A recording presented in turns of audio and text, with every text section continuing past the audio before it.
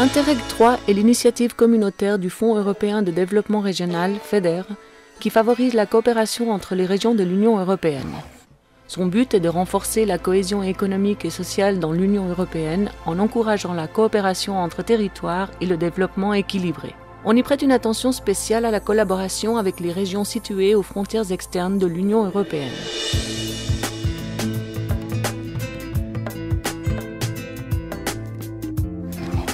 Finance des projets destinés à améliorer l'économie, les infrastructures, l'emploi et l'environnement. Ce sont des projets articulés en 3 chapitres qui couvrent chacun un type différent de coopération. Chapitre A. Coopération entre frontières. Pendant la période 2000-2006, la Commission européenne a assigné à l'Espagne un total de 956 millions d'euros, desquels 736 millions correspondent au chapitre A. Pour ce chapitre A, l'Espagne participe à 3 programmes opérationnels avec la France, le Portugal et le Maroc.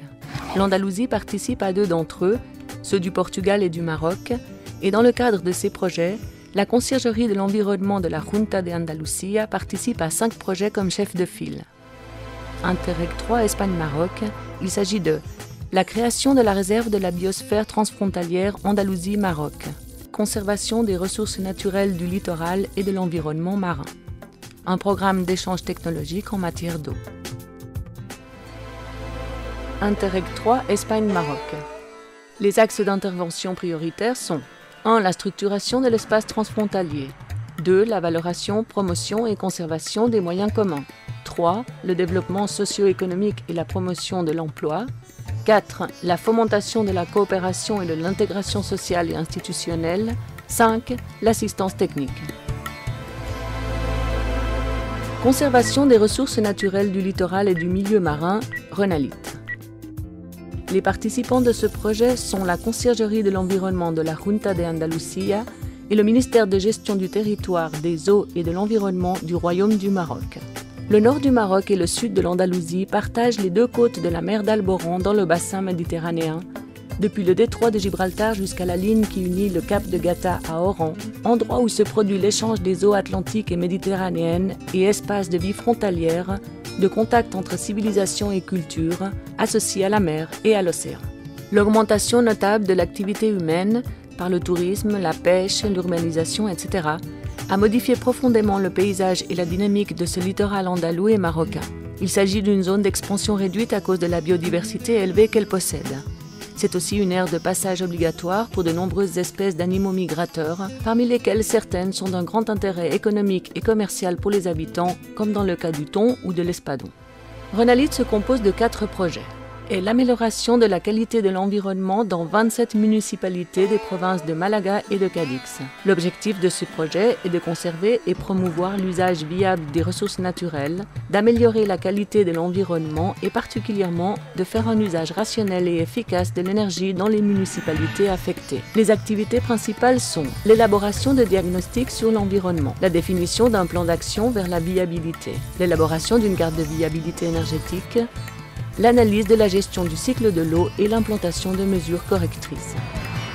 Les bénéficiaires sont les municipalités des provinces de Malaga et de Cadix qui ont adhéré au programme de viabilité de l'environnement urbain Cité 21 qui établit des critères homogènes avec le programme Interreg 3 là où il s'agit de préserver la qualité des indicateurs étudiés, le cycle intégral de l'eau et l'efficacité énergétique. Dans ce but, une convention spécifique de collaboration entre la Société pour le développement énergétique d'Andalousie SA, SODEAN, et le programme Cité 21 ont été signés, avec comme objectif d'approfondir le thème de l'énergie et d'étudier, d'analyser et de suivre les variables qui affectent le facteur énergétique.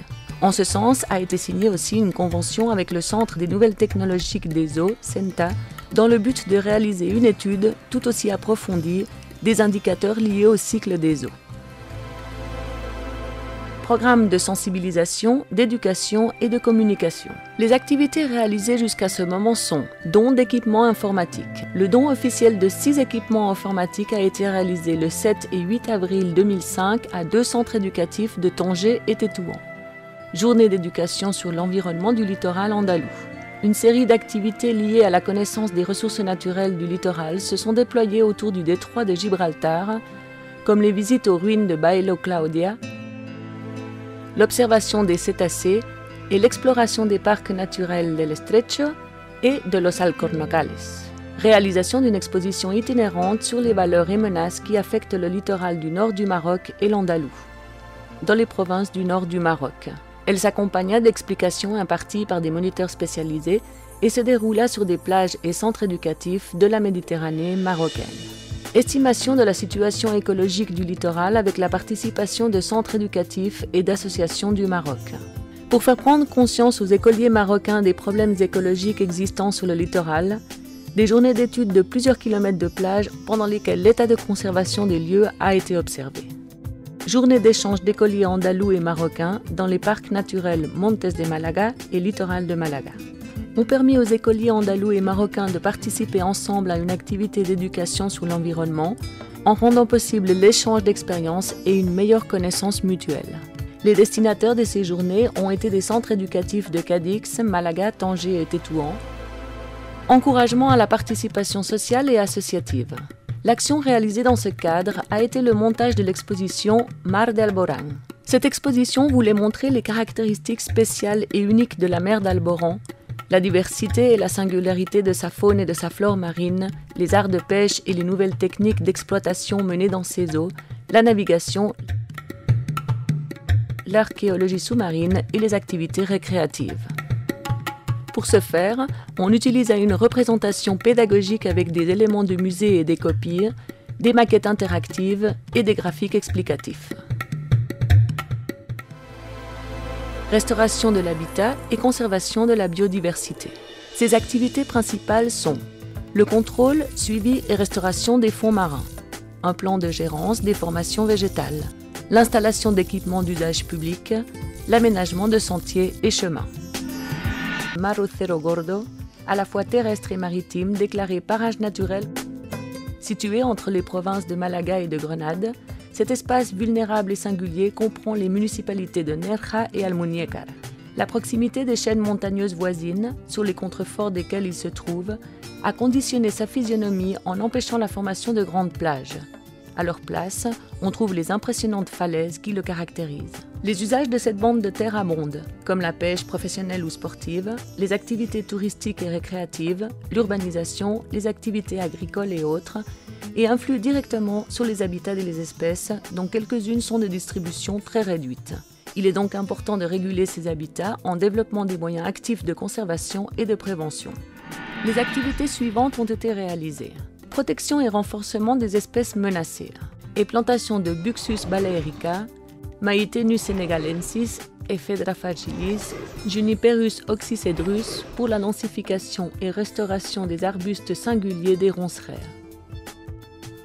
Élimination des espèces envahisseuses. Il est nécessaire d'éliminer les espèces exotiques qui ont la capacité de se propager et de se mettre en compétition avec les autochtones, ceci dans les terrains praticables comme les voies publiques d'élevage, les routes fluviales, maritimes ou terrestres. Élimination de poubelles. Les résidus solides se dégradent lentement en introduisant des matières organiques et industrielles qui altèrent les systèmes végétaux en provoquant des effets de nitrification, c'est-à-dire une augmentation des taux de métaux et produits chimiques. La présence de plastique inaltérable imperméabilise le sous-sol en empêchant que de nouveaux planctons puissent se développer. Suivi et restauration des champs sous-marins. Il comporte la surveillance et l'étude des champs sous-marins dans le but d'établir la viabilité d'un futur plan de restauration de ceux-ci.